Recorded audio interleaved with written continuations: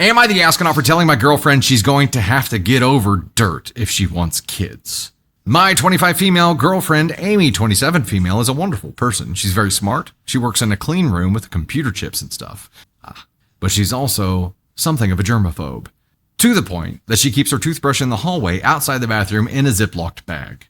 Her apartment is always spotless. She showers twice to thrice a day. Even her car somehow never has any dirt on the floor. She hand washes all of her clothes as soon as she's done wearing them. It's both impressive and intimidating.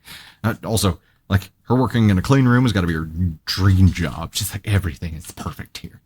I'm not the messiest person on the planet by any means. I don't have massive piles of unwashed dishes or a leaning tower of used pizza boxes or anything, but I'm not as clean as she is.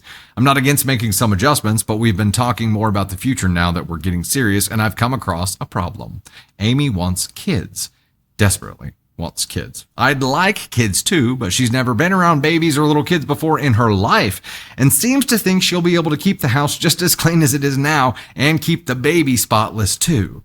I'm the oldest of 4 and the oldest cousin of 9. I grew up around kids. I've been babysitting since I was 10. There's no such thing as a clean toddler. Not for longer than 10 minutes at the very most. She thinks if we just work at it, we have a spotless house and a spotless kid. I told her gently that that's just not possible, and asked how she plans on handling diapers, vomit, frogs smuggled into the house, jam going everywhere, soup bowls tipped over for fun, spilled grape juice, nail polish on the walls, and the like. She insisted that the kids who do that are just poorly trained and don't have good boundaries. I told her that they're kids without fine motor control or impulse regulation, and accidents will always happen. And if she wants to have kids, she's going to have to accept that they are going to get messy, and our house will get messy. Amy accused me of not being supportive and trying to find excuses not to have kids with her and trying to guilt her into being sloppier. This is dissolving into an actual fight instead of a discussion, and I'm starting to second guess myself. Maybe my family was just excessively messy because we were rural and poor. Maybe my standards are too low and we really haven't tried hard enough. It's very frustrating, and I want some outside perspective. Parental perspective, especially. Am I the astronaut? Poorly trained. Those children are just poorly trained. Says every non-parent in the world. And he's right. I mean, or they're right. Kids are just messy, and they don't have control. Like, they don't have a filter. They don't have, like, any of the stuff that we grow into as an adult. And it's not about training them. Like, poorly trained, like, feels like pet-like. In a way.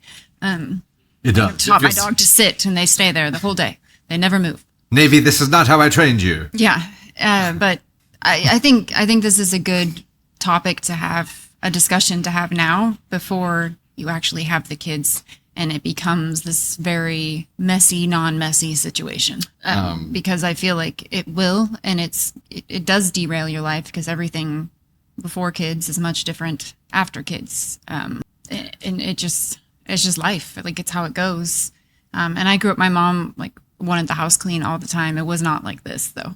Like, she wanted it cleaned. We were taught, to pick up after ourselves or whatever, but it wasn't, not in this nature, I guess. Yeah.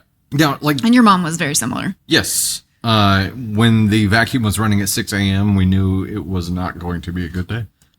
Heard that. We just knew. Right over your room and multiple times, and you're like, that feels intentional. Yeah, a little bit. I will say, even though, there may be some OCD here and maybe she truly is a germaphobe, that doesn't mean that's an unhealthy thing. I would say, though, go back to this quote that we heard recently, and that is, you don't raise your children, your trauma does. And you think about, I would have a discussion about why she is the way that she is and how that is going to play into a kid, because having the expectation of your child to be just as OCD as you are great, yeah. is not a healthy thing to put on your kid. And your kid could come out and be wildly different than you are, right? Operate differently, have different wiring, have different predispositions, have different sensory things that they struggle with. How are you going to handle that? The expectation that your child is going to have the exact same preferences as you is a misconception. And trying to put that on your kid is unhealthy and unfair to your child.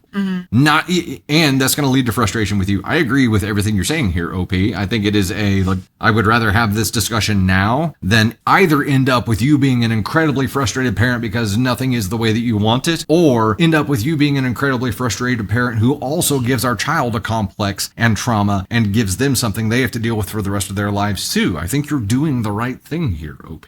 Now, I know like OCD is not an uncommon thing, and ADHD is not an uncommon thing. Like having some isms is not an uncommon thing at all. And we still have to parent. We still have to figure out how to live. We still have to do those things. So I'm not saying it's a no-go and you shouldn't have children. I'm saying you need to find some common ground so that you can operate as a team moving forward here, because you guys are on opposite ends of this right now. And that's something that I think is smart to have these discussions now.